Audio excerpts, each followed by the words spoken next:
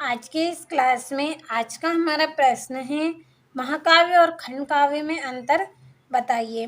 तो देखिए बहुत ही आसान और सरल भाषा में आज हम पढ़ेंगे खंड काव्य और महाकाव्य में अंतर, इन दोनों के बीच क्या अंतर होता है। तो चलिए हम पहले पॉइंट की तरफ बढ़ते हैं। तो देखिए पहला पॉइंट है हमारा कि महाकाव्य का कलेश्वर विशाल होता है, यानी कि देखिए वृहत का मतलब है विशाल यानी कि बड़ा होता है। आप इस तरह से भी लिख सकते हैं कि देखिए महाकाव्य का आकार कैसा होता है, बड़ा होता है। और देखिए इस तरफ जो हमारा खंड काव्य है इसमें क्या है, देखिए खंड काव्य का आकार सीमित होता है।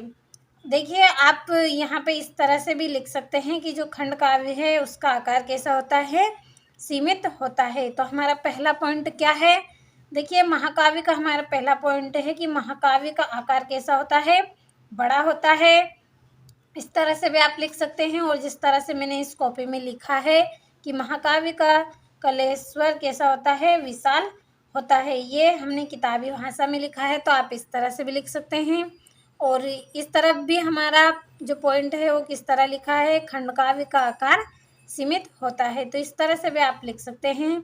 अब देखिए दूसरा पॉइंट है कि महाकाव्य में जीवन समग्र रूपन अंकन होता है, यानी कि देखिए जो महाकाव्य है इसमें जीवन का, जो हमारे जीवन का पूरा वर्णन होता है, यानी कि देखिए हमारे जीवन का समग्र चित्रण इसमें होता है, किसमें, महाकाव्य में।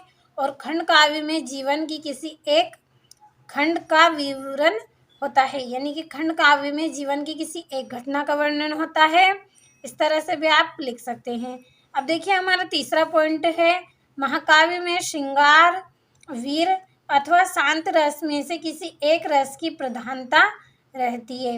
देखिए जो महाकाव्य है इसमें किस रस की प्रधानता होती है, तो देखिए एक तो श्रृंगार रस है, एक वीर रस है और एक शांत रस में से, ये तीनों रस में से किसी एक रस की इसमें प्रधानता होती है। और खंड काव्य में अनेक रस समग्र रूप से प्रवाहमान रहते हैं, यानी कि देखिए जो खंड काव्य है इसमें अनेक रस की प्रधानता होती है। तो देखिए आपको अच्छे से समझ में आया होगा। एक बार और हम इनको अच्छे से पढ़ लेते हैं। तो देखिए आप पहला पॉइंट इस तरह से भी लिख सकते हैं महाकाव्य में कि महाकाव्य का आकार कैसा होता है, बड़ा होता है। और खंड काव्य का आकार छोटा होता है या फिर सीमित होता है। दूसरा है महाकाव्य में जीवन का समग्र चित्रण होता है और इसमें देखिए खंड काव्य में जीवन की किसी एक घटना का चित्रण होता है। और तीसरा है महाकाव्य में श्रृंगार, वीर रस अथवा शांत रस में से किसी एक रस की प्रधानता होती है।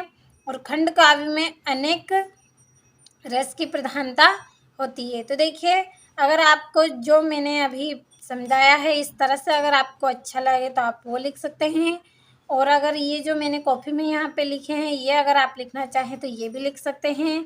ये देखिए हमने थोड़ा सा किताबी भाषा में लिखा है, तो आप इनको भी अच्छे से कंप्लीट कर सकते हैं। तो जिस तरह से आपको अच्छा लगे उस तरह से आप कंप्लीट करिए। इम्पोर्टेंट क्वेश्चन है एग्ज़ाम में तो आपसे पूछे जाते ही हैं, तो अच्छे से आप कंप्लीट ज़रूर करें।